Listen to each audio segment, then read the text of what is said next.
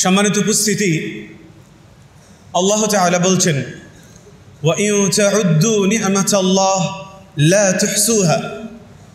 তোমরা যদি আল্লাহ তাআলার নিয়ামতকে গণনা করো তবে সেটা সংখ্যায় নির্ধারণ করতে পারবে না। আল্লাহ তাআলা বলছেন যদি তোমরা আল্লাহর নিয়ামতকে গণনা করো তাহলে সেটাকে তোমরা সংখ্যায় নির্ণয় করতে পারবে না। আমরা যদি আমাদের অন্তর্দৃষ্টিকে প্রস্ফুটিত করে আমাদের চারিপাশে তাকাই তাহলে আমরা দেখতে পাই আল্লাহ তাআলার নিয়ামত রাজির মাঝে আমরা একেবারেই ডুবে আছি। হয়তো নিয়ামত রাজির মধ্য থেকে কোনোটা খুব বৃহদায়কার, কোনোটা ক্ষুদ্রাকৃতির। আমরা যদি আমাদের এই দেহের দিকে তাকাই তাহলে আমাদের এই দেহে যেমন কিডনির প্রয়োজনীয়তা আছে, যেমন হার্টের প্রয়োজনীয়তা আছে, ঠিক তেমনি আমাদের এই বৃদ্ধাঙ্গুলিরও প্রয়োজনীয়তা আছে। আমরা যদি বিভিন্ন ভেহিক্যালের দিকে তাকাই, বিভিন্ন যানবাহনের দিকে তাকাই, তাহলে যানবাহনের ইঞ্জিনের যেমন প্রয়োজনীয়তা আছে, ওই যানবাহনের চাকার ভিতরের বাতাসও তেমন প্রয়োজনীয়তা আছে যানবাহন সুষ্ঠু ও সুন্দরভাবে পরিচালিত হওয়ার জন্য।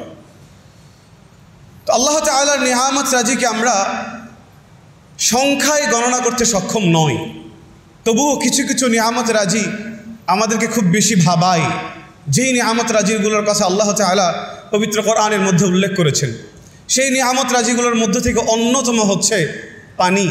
যেই পানি আমাদের জীবনের অন্যতম গুরুত্বপূর্ণ একটি অঙ্গ, যেই জিনিস ছাড়া আমাদের দিন অতিবাহিত করা যেন কল্পনা করাও মুশকিল। অথচ আমরা কি কখনো এই পানিকে নিয়ে একটাবার চিন্তা করেছি? আমরা কি কখনো পানির ব্যাপারে আল্লাহ তাআলার আয়াত রাজিকে নিয়ে একবার গবেষণা করেছি? আল্লাহ তাআলা পানিকে এমন এক প্রজাতি হিসেবে সৃষ্টি করেছেন যেই পানিকে আরবিতে বলা হয় মাসদারুল হায়াত, জীবনের উৎস। পানি এমন একটা জিনিস যেই পানিকে কোনো বর্ণের বিশেষণে বিশেষায়িত করা যায় না। পানি এমন একটা জিনিস যেটা কোনো স্বাদের বিশেষণে বিশেষায়িত করা যায় না। পানি এমন একটা জিনিস যেটাকে কোনো ঘ্রাণের বিশেষণে বিশেষায়িত করা যায় না। আল্লাহ তাআলা কোরআন মাজিদের মধ্যে বলছেন ওয়াজআলনা মিনাল মাই কুল্লা শাইইন হাই। আমি এই পানি থেকে সকল প্রাণবান জিনিসকে সৃষ্টি করেছি। আমি এই পানি থেকে সকল জীবকে সৃষ্টি করেছি। সকল জীব দ্বারা কি উদ্দেশ্য, এই ব্যাপারে মুফাসসিরিনদের মধ্যে দুইটা অভিমত দেখা যায়। কোনো কোনো মুফাসসিরিনদের মতে সকল জীবিত জীব দ্বারা উদ্দেশ্য হচ্ছে প্রাণীকুল, আর কোনো কোনো মুহাদ্দিসিনদের মধ্যে সকল জীবিত জীব দ্বারা উদ্দেশ্য হচ্ছে প্রাণীকুল সহ সকল ধরনের উদ্ভিদ। অন্য আয়াতে আল্লাহ তাআলা বলছেন আল্লাহু খালাকা কুল্লা দাব্বাতিন মিনাল মা। আল্লাহ তাআলা পানি থেকে সকল জীবকে সৃষ্টি করেছেন। আমরা যদি মানুষের দিকে তাকাই তাহলে আমরা দেখতে পাই মানুষ সৃষ্টির যেই মূল উৎস সেটা হচ্ছে পানি। আল্লাহ তাআলা বলেছেন ওহুয়াল্লাযী, তিনি তো সেই আল্লাহ যেই আল্লাহ তাআলা খালাকা মিনাল মাই বাশারা, পানি থেকে মানুষকে সৃষ্টি করেছেন। কিভাবে পানি থেকে মানুষকে সৃষ্টি করেছেন এইটা আল্লাহ তাআলা পবিত্র কোরআন মাজিদের অন্য আয়াতে ব্যাখ্যা করেছেন যে আমি মানুষকে সৃষ্টি করেছি মিন নুতফাতিন আমশাজ, মিশ্রিত মিলিত শুক্রবিন্দু থেকে। এই আয়াতের ব্যাখ্যায় মুফাসসিররা বলেছেন পুরুষ এবং নারী স্বামী স্ত্রীর মিলনে যেই পানি নির্গত হয় এই মিশ্র পানি থেকে, এই মিশ্র শুক্রবিন্দু থেকে আল্লাহ তাআলা মানুষকে সৃষ্টি করেছেন। অন্য আয়াতে আল্লাহ তাআলা বলছেন ওয়া খালাকাল ইনসানা মিন আলাক। আল্লাহ তাআলা জমাট রক্ত থেকে মানুষকে সৃষ্টি করেছেন। জমাট রক্ত থেকে যে আল্লাহ তাআলা মানুষকে সৃষ্টি করেছেন, এইটা যদি আমরা মেডিকেল সায়েন্সের গবেষণায় যাই তাহলে দেখতে পাই মেডিকেল সায়েন্সের মতে একটা জমাট বাঁধা যে রক্ত আছে, জমাটবদ্ধ যে রক্ত আছে, এই রক্তের মধ্য থেকে যদি রক্তকোষ, প্রোটিন এবং হরমোনকে বের করে ফেলে দেওয়া হয় তাহলে টোটাল পানির অস্তিত্ব দাঁড়ায় 95%। আল্লাহ তাআলা যেই জমাটবদ্ধতার কথা বলেছেন সেখানে পানির অস্তিত্বই বেশি। আমরা যদি প্রাণীকুলের দিকে তাকাই তাহলে আমরা দেখতে পাই একটা গরু অন্য একটা গাভীর সংমিশ্রণের মিলনে বাচ্চার সৃষ্টি হয়। ছাগলের মধ্যে পুরুষ এবং নারী জাতির ছাগলের মিলনের মাধ্যমে ছাগলের বাচ্চা হয়। সকল প্রাণীকুলের পুরুষ এবং নারীর সংমিশ্রণে যে পানি নির্গত হয়, এই পানি থেকে আল্লাহ তাআলা প্রাণীকুলকে সৃষ্টি করেন। এবং বিজ্ঞানীদের দাবি অনুসারে এই পৃথিবীতে প্রথম যেই সৃষ্ট জীব ছিল সেটার নাম ছিল অ্যানিবা। এবং বিজ্ঞানীদের দাবি অনুসারে এই অ্যানিবার অস্তিত্ব 400 মিলিয়ন বছর পূর্বেও এই পৃথিবীতে ছিল। অ্যানিবা হচ্ছে একটা এককোষী জীব। অ্যানিবার পরে ক্রমান্বয়ে এসছে জু প্লাঙ্কটন, প্রাণজাত প্লাঙ্কটন। এরপরে এসেছে ফাইটোপ্লাঙ্কটন, যেটাকে আমরা উদ্ভিদজাত প্লাঙ্কটন বলি। ক্রমান্বয়ে যতগুলো প্রাণীর সৃষ্টি হয়েছে পৃথিবীতে, বিজ্ঞানীদের দাবি অনুসারে সকল প্রাণীর মূল উৎস হচ্ছে পানি। আমরা যদি আমাদের উদ্ভিদের দিকে তাকাই, আমাদের উদ্ভিদের ব্যাপারে আল্লাহ তাআলা বলছেন, আলাম তারা, তারা কি তুমি কি লক্ষ্য করো না, আন্নাল্লাহ আনজালা মিনাস সামাই মা, আল্লাহ তাআলা আসমান থেকে পানি বর্ষণ করেন। এরপর আল্লাহ তাআলা বলছেন ফাআখরাজনা বিহি সামারাত, এই পানি বর্ষণ করার পরে আমি এই পানি থেকে বিভিন্ন ধরনের ফল ফসলাদি উদ্গত করি। মুখতালিফান আলওয়ানু, যেই ফল ফসলের কালার, রং, বর্ণ বিচিত্র। অন্য আয়াতে আল্লাহ তাআলা বলছেন আনজালা মিনাস সামাই মা, আল্লাহ তাআলা আসমান থেকে পানি বর্ষণ করেন। এরপর আল্লাহ তাআলা বলছেন ফাআখরাজনা বিহি আজওয়াজাম মিন নাবাতিন শাত্তা, আল্লাহ তাআলা এই পানি বর্ষণের মাধ্যমে বিভিন্ন ধরনের ফসলকে উদ্গত করেন। তো আল্লাহ তাআলা যে পানি বর্ষণের মাধ্যমে বিভিন্ন ধরনের ফসলকে উদ্গত করেন, এইটার সম্মুখ চিত্র আমরা দেখতে পাই। যদি এক বছর বর্ষা মৌসুম না হয়, অনাবৃষ্টি হয়, তাহলে বাংলাদেশের ধান গবেষণা মন্ত্রণালয় এবং কৃষি মন্ত্রণালয়ের তথ্য অনুযায়ী টোটাল বাংলাদেশের ফসলের জমি হচ্ছে 160 লক্ষ হেক্টর। এই 160 লক্ষ হেক্টরের মধ্য থেকে 79 লক্ষ হেক্টর হচ্ছে সেচকৃত জমি, যেগুলোতে সেচ দেওয়া সম্ভব। আর বাকি 50% আছে, 50% আছে যেগুলো সেচ দেওয়া সম্ভব নয়। আল্লাহ তাআলা যদি এক বছর অনাবৃষ্টি দেন, তাহলে এই অর্ধাংশ জমি বাংলাদেশের যেটা চাষ করা সম্ভব হবে না। এবং এইটার আরও জলজন্ত প্রমাণ আমরা দেখতে পাই। সাধারণত সৌদি আরবের দেশ হচ্ছে মরুভূমির দেশ, যেখানে খুব একটা ফসল, খুব একটা বিভিন্ন ধরনের উদ্ভিদ উদ্গত হয় না। কিন্তু গ্রীষ্মকাল পেরিয়ে যখন বর্ষাকালের আগমন ঘটে, বর্ষাকালের আগমন ঘটার ফলে যখন বৃষ্টি হয়, ওই পাহাড়ের পাথরের কোনায় যে অল্প ধূলিকণা জমে থাকে, ওই অল্প ধূলিকণাতে আল্লাহ তাআলা আসমান থেকে বৃষ্টি বর্ষণ করার মাধ্যমে সেখানে উদ্ভিদ উদ্গত হয়। আল্লাহ তাআলা বলছেন যে আমি আসমান থেকে পানি বর্ষণের মাধ্যমে উদ্ভিদকে উদ্গত করি। তাহলে আমরা যদি দেখতে পাই, তাহলে মনুষ্য, প্রাণীকুল, এমনকি উদ্ভিদ, যাদের জীবনের মূল উৎস হচ্ছে একমাত্র পানি। শুধু যে আল্লাহ তাআলা সকল কিছুকে পানি থেকেই সৃষ্টি করেন বিষয়টি এমন নয়, বরং আল্লাহ তাআলা এই পৃথিবীকে সকল প্রাণীকুলের বসবাসের জন্য উপযোগী করে দিয়েছে। কিভাবে? আমরা যদি একটু বৈজ্ঞানিক থিওরির দিকে যাই, তাহলে আমরা দেখতে পাই পৃথিবীতে যদি পানির অস্তিত্ববিহীন শুধুমাত্র কঠিন পদার্থ এবং বায়বীয় গ্যাসীয় পদার্থ থাকত, তাহলে পৃথিবীতে যে কোনো মানুষ এবং প্রাণীকুলের জন্য বসবাস করা অসম্ভব হয়ে যেত। কারণ যদি শুধুমাত্র পৃথিবীতে কঠিন পদার্থ থাকত, তাহলে কঠিন পদার্থগুলো খুব ঘন বিশিষ্ট এবং স্থির, যার কারণে তার কোনো গতিশীলতা থাকে না। সুতরাং যদি শুধুমাত্র কঠিন পদার্থ থাকতো, তাহলে কোনো মানুষের পক্ষে, কোনো প্রাণীর পক্ষে বেড়ে ওঠা সম্ভব হতো না, কোনো ধরনের গতিশীলতা থাকতো না। পক্ষান্তরে যদি শুধুমাত্র বায়বীয় গ্যাস থাকতো, তাহলে সে এত পরিমাণ গতিশীল এবং এত পরিমাণ দ্রুত যে মানুষ কখনো স্থির পেত না। এই গতিশীলতার কারণে প্রাণী মানুষ কখনো বেড়ে উঠতে পারতো না, প্রাণী মানুষের পক্ষে বাঁচাটা অসম্ভব হয়ে যেত। তাহলে কঠিন পদার্থ এবং বায়বীয় গ্যাসীয় পদার্থের মাঝখানে একটা জিনিসের প্রয়োজন ছিল, যেটার মাধ্যমে পৃথিবীতে প্রাণীকুল মানুষ সুন্দরভাবে বেঁচে থাকতে পারবে। আর আল্লাহ তাআলা সেই জিনিস দিয়ে দিয়েছেন মানুষদেরকে, আর সেটা হচ্ছে পানি। এবং এই ভূপৃষ্ঠের বিজ্ঞানীদের গবেষণা অনুযায়ী 75% পানির অস্তিত্ব রয়েছে।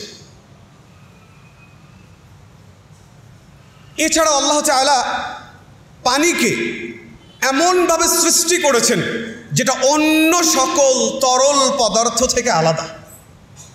আল্লাহ তাআলা পানিকে এমনভাবে সৃষ্টি করেছেন যেটা অন্য সকল তরল পদার্থ থেকে আলাদা। অন্য সকল তরল পদার্থ যখন কম তাপমাত্রায় চলে আসে, তখন সেটা সংকুচিত হয়ে যায়, ঘনীভূত হয়ে যায় এবং অত্যন্ত ভারী হয়ে যায়। আল্লাহ তাআলা পানি কেমনভাবে সৃষ্টি করেছেন, এর তাপমাত্রা যত কমতে থাকবে তত সেটা আয়তনে বড় হতে থাকবে, বরফের মাধ্যমে ঘনীভূত কমে যাবে এবং সেটা তার যে ওজন আছে এই ওজনেও কমে যাবে। এবং আল্লাহ তাআলা আরেকটা জিনিস পানির মধ্যে দিয়েছেন, সেটা কি, যে স্বাভাবিক যে পানি, এই পানির তাপ ধারণ এবং তাপ পরিচালন ক্ষমতা অনেক বেশি, যেটা বরফের মধ্যে নেই। বরফের মধ্যে আবার তাপ পরিচালন করার ক্ষমতা অনেক কম। আল্লাহ তাআলা এই দুইটা বৈশিষ্ট্য কেন দিলেন, এইটাকে যদি আমরা চিন্তা করতে যাই, তাহলে পৃথিবীতে আমাদের এমনও জায়গা আছে যেই জায়গাগুলোতে শীত মৌসুমে তাপমাত্রা 0 ডিগ্রি সেলসিয়াস হয়ে যায় বা -ডিগ্রি সেলসিয়াস হয়ে যায়। তো সেই জায়গাতে যদি আল্লাহ তাআলা পানিকে এই বৈশিষ্ট্য দিয়ে তৈরি না করতেন, তাহলে পানির ওপরে যে বরফ জমে, এই বরফ যদি আয়তনে ছোট হতো এবং ভারী হতো, তাহলে বরফ পানির নিচে ডুবে যেত আর নিচের পানি ওপরে উঠে যেত। নিচের পানি ওপরে উঠে গিয়ে সেটা আবার বরফে পরিণত হয়ে যেত, ফলে সকল পানি বরফে পরিণত হয়ে যেত। কোনো প্রাণীকুলের সেখানে জীবন ধারণ করা সম্ভব হতো না। আর আল্লাহ তাআলা বরফ আর পানির মধ্যে এই বৈশিষ্ট্য দেওয়ার কারণে বরফ তাপ শোষণ করতে পারে কম, তাপ পরিচালন কম। এই কারণে ওপর থেকে তাপ যে ভিতরে পরিচালন করবে, এটা পরিচালন করতে পারে না। এই কারণে শীত মৌসুমে পানির ওপরে বরফের আস্তরণ পড়লেও নিচের পানিটা উষ্ণ অবস্থায় থাকে। এই কারণে পেঙ্গুইনের মতো পাখিরা, বিভিন্ন ধরনের পাখিরা ঠিকই পানির নিচে, বরফের আস্তরণের নিচে সুন্দর সাবলীলভাবে জীবনযাপন করতে পারে। আল্লাহ তাআলা এই পৃথিবীর পরিবেশকে আমাদের প্রাণীকুলের জন্য উপযোগী করে গঠন করেছেন। শুধু তাই নয়, আল্লাহ তাআলা মানব দেহকে পানির জন্য উপযোগী করে গঠন করেছেন। একজন মানুষ যখন পৃথিবীতে জন্ম নেয়, তখন তার শরীরে 80% পানির অস্তিত্ব থাকে এবং স্বাভাবিক প্রাপ্তবয়স্ক একজন ব্যক্তির তার শরীরে প্রায় 60% থেকে 75% পর্যন্ত পানির অস্তিত্ব থাকে। এমনকি একজন ব্যক্তি যখন পৃথিবী থেকে বিদায় নিয়ে চলে যায়, তখনও তার শরীরে 50% পানির অস্তিত্ব থাকে। আল্লাহ তাআলা আমাদের শরীরে পানি কেন দিলেন, এইটা যদি আমরা চিন্তা করতে যাই, তাহলে আমরা দেখতে পাই যে মানুষের শরীর সব সময় কোনো না তো কোনো কাজে ব্যস্ত থাকে, কোনো না তো কোনো কাজে ব্যস্ত থাকে। তো যখন মানুষ কোনো না তো কোনো কাজে ব্যস্ত থাকে, তখন তার শরীরে তাপ উৎপন্ন হয়। এইটা যদি আমরা আরও সহজ করে উদাহরণ দিতে যাই, তাহলে একজন মানুষ যদি 10 কিলোমিটার দৌড়ায়, তাহলে তার শরীরে 1000 ক্যালোরি উৎপন্ন হবে। আর এই 1000 ক্যালোরির কারণে তার শরীরে তাপের সৃষ্টি হবে।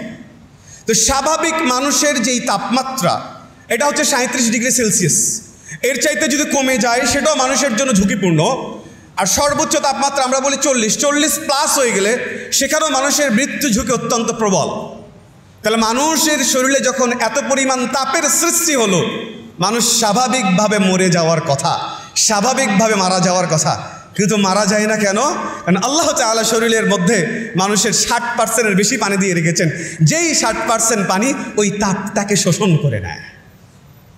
শুধু তাই নয়, একজন মানুষের শরীরে যখন তাপের সৃষ্টি হয়, তখন যেই সুপ্ত তাপ সৃষ্টি হয়, পানি সেই সুপ্তটা আপনাকে বাষ্পীভূত করে ঘাম আকারে শরীরের বাইরে বের করে দেয়।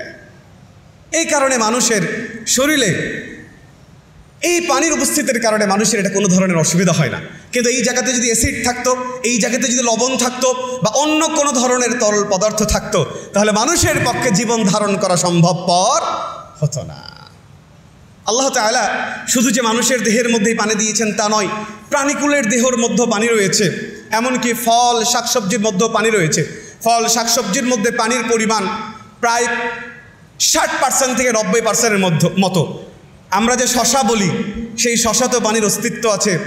আমরা যে আপেল বলি, সেই আপেলেও পানির অস্তিত্ব আছে। আমরা যে আলু বলি, সেই আলুতেও পানির অস্তিত্ব আছে। এমনকি ক্ষুদ্র দানা সরিষার দানার মধ্যেও পানির অস্তিত্ব আছে। তার চাইতেও ক্ষুদ্র দানা কালো জিরার দানার মধ্যেও পানির অস্তিত্ব আছে। সুতরাং আল্লাহ তাআলা আমাদের দেহটাকে গঠন করেছেন পানি দিয়ে, যেটার মধ্যে একটা বড় হিকমত, যেটার মধ্যে একটা বড় রহস্য লুকিয়ে আছে।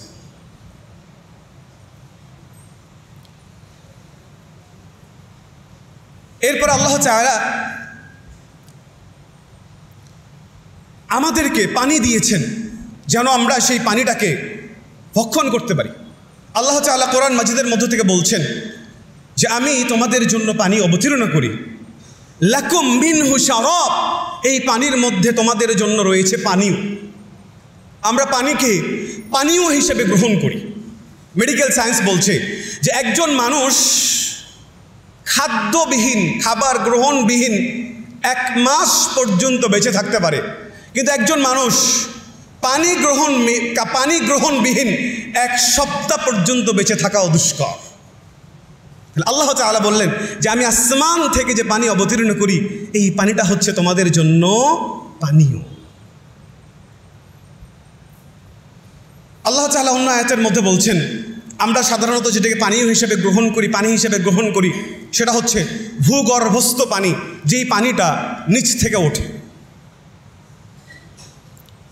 আল্লাহ তাআলা বলছেন কুল আরাআইতুম, হে নবী আপনি বলুন তোমাদের কি অভিমত, তোমরা কি মনে করো যে যদি এই ভূগর্ভস্থ পানিটা আরও তলিয়ে যায়, ফামান ইয়াতিকুম বিমাইন মাইন, তাহলে সব সুমিষ্ট পানি তোমাদেরকে কে নিয়ে আসবে? একবার আপনি চিন্তা করে দেখেন, আমরা ভূগর্ভস্থ থেকে যেই পানিটা তুলছি, আল্লাহ তাআলা নিজে ঘোষণা দিচ্ছেন এই পানিটা যদি আরও তলিয়ে যায় তাহলে কার সক্ষমতা আছে, কার সক্ষমতা আছে তোমাদেরকে পানি পৌঁছিয়ে দেবে। সূরা কাহফের মধ্যে আল্লাহ তাআলা বলছেন যে যদি এই ভূগর্ভস্থ পানি আরও তলিয়ে যায়, ফালা তাস্তাতিআ লাহু তালাবা, তাহলে তুমি সেইটাকে অনুসন্ধান করা, কোনো মানুষের পক্ষে সেটাকে অনুসন্ধান করে বের করা সম্ভব নয়। এরপর আল্লাহ তাআলা পানিকে আমাদের জন্য বানিয়েছেন পবিত্রকারী। আল্লাহ তাআলা বলছেন আমি তোমাদের জন্য পানিকে নাজিল করি লিতুহহিরাকুম বিহি, যাতে করে আমি তোমাদেরকে এই পানির মাধ্যমে পবিত্রতা অর্জন করাতে পারি। আমরা যদি পেশাব করি, পেশাব করার পরে আমরা যেই জিনিসের মাধ্যমে পবিত্রতা অর্জন করি সেটার নাম হচ্ছে পানি। আমরা যদি পায়খানা করি, যেই জিনিসের মাধ্যমে আমরা পবিত্রতা অর্জন করি সেটার নাম হচ্ছে পানি। আমরা শরীর পরিচ্ছন্ন করার জন্য যেই জিনিসকে ব্যবহার করি সেটার নাম হচ্ছে পানি। আমাদের কাপড় পরিচ্ছন্ন করার জন্য আমরা যেই জিনিসকে ব্যবহার করি সেটা হচ্ছে পানি। আমরা আমাদের শাকসবজি ধৌত করার জন্য যেই জিনিসকে ব্যবহার করি সেটার নাম হচ্ছে পানি। আল্লাহ তাআলা আমাদেরকে পানি দিয়েছেন কেন? যাতে করে আমাদেরকে সেটা দিয়ে পবিত্র করে। এমনকি একজন মানুষ নিত্যদিনে অসংখ্যবার, অগণিতবার পানির নিকটে শরণাপন্ন হয়। এমনকি একজন মানুষ যখন পৃথিবী থেকে বিদায় নিয়ে চলে যাবে, সর্বশেষ তাকে পরিচ্ছন্নকরণের কাজ যেই জিনিস দিয়ে সম্পাদিত হবে সেই জিনিসের নামও হচ্ছে পানি। এবং একজন মানুষ পৃথিবী থেকে চলে যাওয়া মানেই তার যে পানির প্রয়োজনীয়তা শেষ হয়ে যাবে, বিষয়টা এমন নয়। কিয়ামতের দিন মানুষেরা তৃষ্ণার্ত, পিপাসার্ত হয়ে যাবে।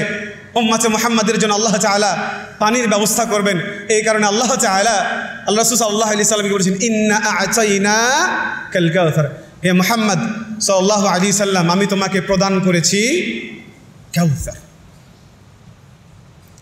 হাউদে কাউসারের পানি প্রসঙ্গে আল্লাহ রাসূল সাল্লাল্লাহু আলাইহি ওয়াসাল্লাম বলছেন যে হাউদে কাউসারের পানি আবিয়াদু মিনাল লাবান, যেটা দুধের চাইতেও সাদা, আহলা মিনাল আসল, যেটা মধুর চাইতেও মিষ্টি। এরপর আল্লাহ সাল্লাল্লাহু আলাইহি ওয়াসাল্লাম বলছেন মান শারিবা মিনহু শারবা, কেউ যদি এই কাউসারের পানি থেকে এক ঢোক পানি পান করে লাম ইয়াযমা বা'দাহা আবাদা, এরপরে সে কখনোই আর তৃষ্ণার্ত হবে না।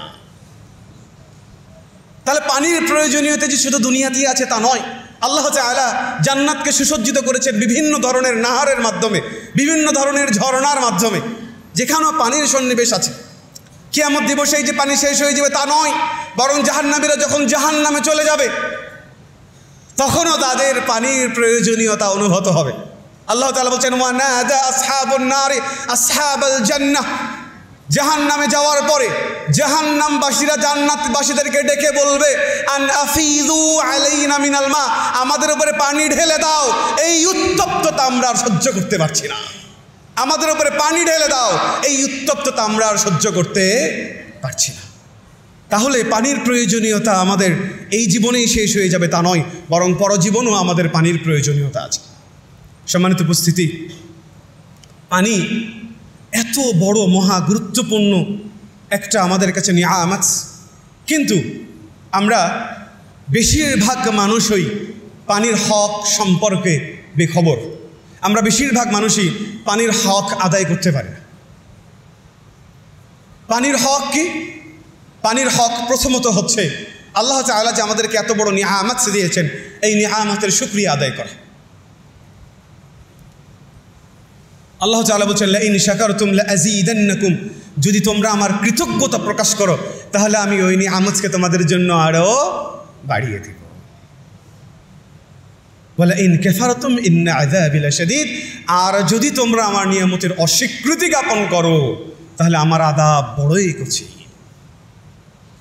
তাহলে পানির হক আদায়ের ক্ষেত্রে আমাদের যেটা প্রথম করণীয় সেটা হচ্ছে আল্লাহ তাআলার এই নিয়ামতের শুকরিয়া আদায় করা। দ্বিতীয়ত হচ্ছে পানির অপচয় রোধ করা। আমরা স্বভাবতই খুব সহজে এখন পানি আমাদের হাতের নাগালে পেয়ে যায়।